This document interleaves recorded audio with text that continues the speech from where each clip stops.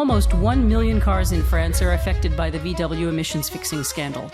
After the tragic results of the failed ignitions on General Motors vehicles, leading to at least 12 reported deaths, families took to the Capitol to seek justice for their loved ones. The Bhopal gas tragedy happened in 1984 when toxic gas was released from a Union Carbide pesticide plant in Bhopal, killing about 15,000 people and leaving millions sick. But these all didn't just happen boom once. There were indicators before. There was a culture of accepting bad practices. So it was increasingly realized that risks have to be managed holistically. The shareholders, government, and the public wanted to ensure that risks don't suddenly emerge and affect their companies. And so, after the Enron and WorldCom incidents in particular, regulators across the world pushed companies to institute risk management systems. That led to the development of the COSO framework, and it was quickly adopted by companies worldwide. And even in the Indian context, in the 2013 Companies Act, the board of directors of every company is required to certify that there is an adequate risk management system in place in the company. The reality is that while companies want to do risk management, they see that it is in their own advantage, but it is often done by tick box compliance rather than by actually internalizing what is required in the COSO framework. And so a recent survey in the USA found that as high as 41% of the senior management felt that risk reporting was not working as they would like it to be. We have been fascinated by this entire thing about risk management because the promise is so great. If we can prevent Wells Fargo type incidents or Satyam in India, for example, then that's such a big service to humanity, I would say. To understand how risk can be managed well, the team engaged in a field study with 20 large financial institutions worldwide between 2013 and 2019. The study identified 4 key issues. Number 1, absence of vertical communication.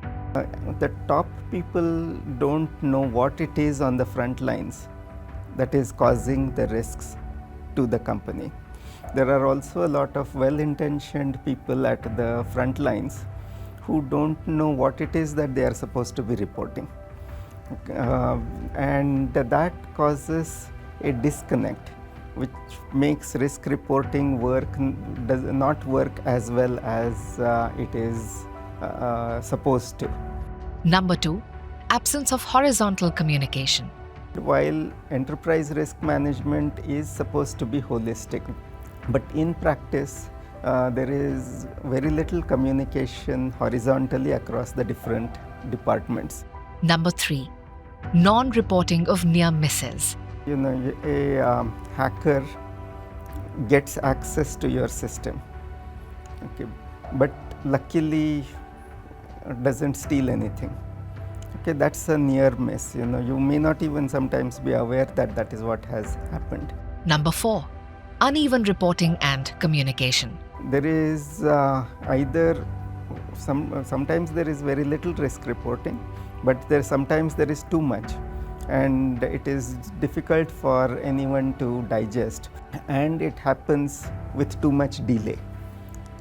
On the other hand, the study also found some best practices of companies that have improved their risk reporting to address these specific issues just highlighted.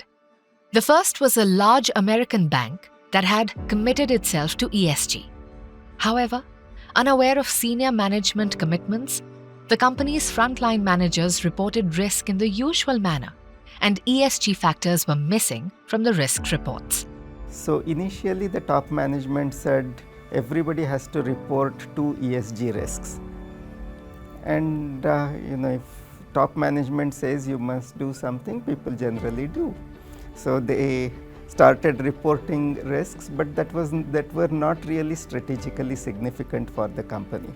To fix this, the top management started having regular monthly meetings with the frontline.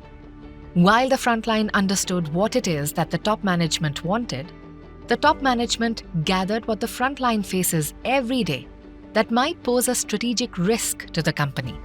So, for example, they identified that although the bank had committed itself to ESG, there was no analysis of ESG risks in the loan proposals that were brought for decision making. So things like these became clearer with communication. The bank went a step further and decided to incentivize the reporting. They came up with an ingenious mechanism. They said to the middle managers, you identify the risks. We will also have auditors identify the risks separately. If you have identified at least 75% of what the auditors have also identified, then we will reward you. And the reporting process became much better as a result of that. The second, a leading Asian insurance company that was facing problems with high claims. But this wasn't correlated with other things within the organization. They were not linked to policy underwriting criteria, reinsurance, or marketing that may have led to increased claims. The company incentivized their employees to report risks holistically. They said a big KPI is the company-wide performance. That led to different horizontal departments cooperating with each other much better in order to identify risks and mitigate them, so that their collective performance is better. This brought about interesting insights. So they identified some of the same people who were committing fraud with motor insurance were also committing fraud in health insurance. Okay. Earlier, these were two separate departments. They did not have any communication.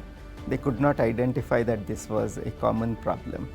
But afterwards, once they understood, they started tracking these claims by the insured, by the agent, by geographical regions, and so on. The third is a global leader in the reinsurance business. The company's Dubai branch received a call claiming to be from the CEO's desk to release $1 million to a fake client. The company officials, who could not take confirmation from the CEO as he was on a long flight, released the payment and lost it. The CEO, on examining this later, found that these calls were not unusual. And he found that there was in fact a system of risk reporting, near-miss reporting in place, but it involved 8 cumbersome steps. So he made sure that the system was simplified to a great extent. They reinvested in a software to ensure ease of reporting and also directed frontline managers to report monthly near misses, controls, and challenges directly to the CEO. That helped, but also another change he made was that he said, let's put dollar amounts to all these near misses. So people started feeling proud of reporting these near misses and the amount of savings it had led to for the company.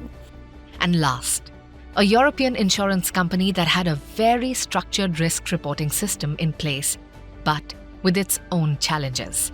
There were quarterly risk reports to the top management.